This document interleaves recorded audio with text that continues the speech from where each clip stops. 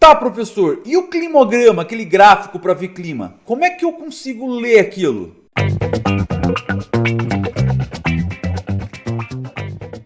Olá, caro aluno, tudo bem com você? Seja bem-vindo a mais uma aula e hoje a gente vai falar sobre como ler um climograma. Bom, climograma é um gráfico como qualquer outro gráfico. Ele vai ter o eixo X, o eixo Y e todas as informações ali, tá? Vamos sem demora então mostrar o gráfico aqui para vocês. Ó. O gráfico do climograma é esse aqui, certo? O que nós vamos ter? Nós vamos ter aqui uma parte de barras e uma partezinha de linhas. As barras, elas vão representar o quê? Vão representar a precipitação, ou seja, a quantidade de chuva, a quantidade de umidade. Lembra que os elementos do clima é qual? Umidade,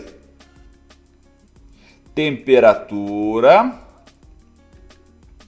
e pressão.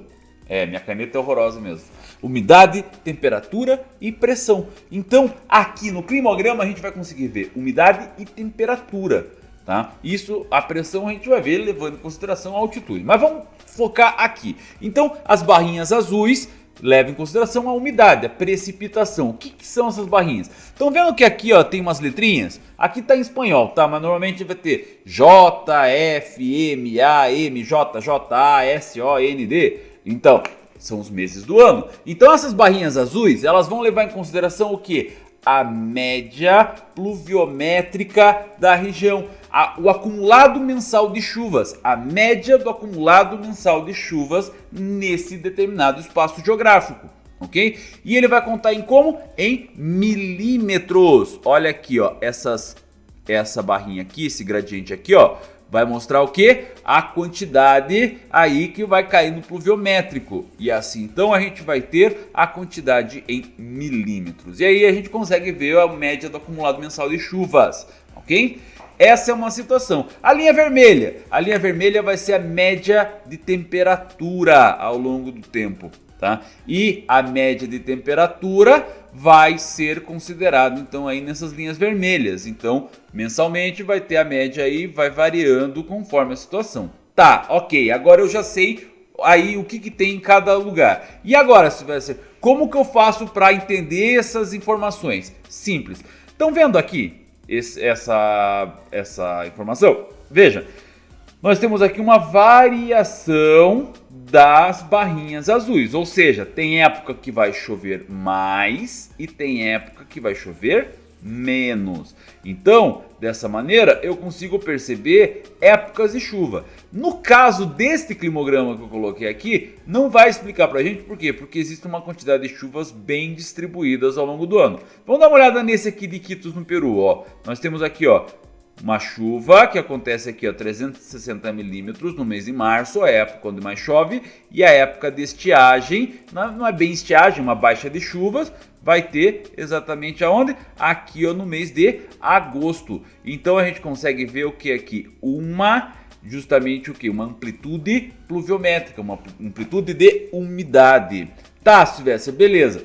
Então eu sei que aqui é uma época onde mais chove, aqui eu sei que é uma época onde menos chove, certo? Certo.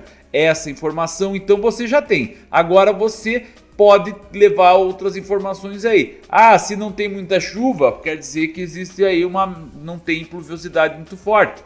Ah, tá. Quer dizer que se tem muita chuva, quer dizer que tem muita pluviosidade, chove bastante no lugar. Então eu vou saber se o lugar é mais seco, se o lugar tem estações de chuva, se um lugar tem aí chuvas constantes, enfim, tudo por essa barrinha. Outra situação, a linha vermelha. A linha vermelha não é uma situação aqui que mostra pra gente a quantidade, a temperatura. Logo, se eu sei que esse ponto aqui é a temperatura mais alta, eu sei que esse ponto aqui acontece no verão. Óbvio, por quê? Porque a gente tem inclinação do eixo da Terra, portanto o lugar onde tem a maior temperatura é o verão daquele espaço. Então, com a linha de temperatura, eu consigo determinar se esse espaço está no hemisfério norte ou no hemisfério sul. É verdade. Olha aqui, ó, Toronto, Canadá, no hemisfério norte. No hemisfério norte o verão acontece quando? No meio do ano. Olha aqui, ó, Amundsen Scott na Antártida, Polo Sul, certo? Onde que está o verão? O verão está aqui, ó, nas pontas, ó, tá no fim do ano. As partes mais com maior temperatura. Haha, essa você não sabia, né? Então, outra situação. Nós conseguimos ver a variação, a amplitude térmica, olha aqui, ó. Se aqui nós temos uma variação térmica bastante alta, significa que ela está em alta latitude.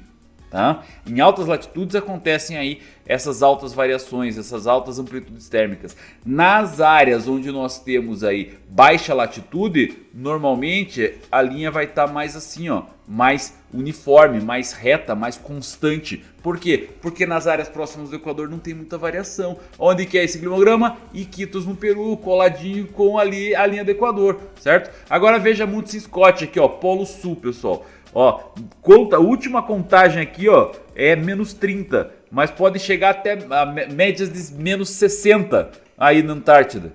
Então, só para você ficar ligado, ó, menos 60 no inverno, menos 30 no verão. Olha a variação grande. Por quê? Porque está em altas latitudes. Entenderam? Então, com um climograma eu consigo ver não só a média pluviométrica, a média térmica, eu consigo ver a amplitude térmica, amplitude pluviométrica, eu consigo perceber se esse lugar está no hemisfério norte, está no hemisfério sul, eu consigo perceber se esse lugar está numa área de alta ou de baixa latitude, tudo com o climograma. Agora você sabe, né? Por quê? Porque aqui a Gabarita Gel é a plataforma mais forte de humanas do Brasil. Lá na plataforma, inclusive, tem muito mais para você aprender sobre o clima.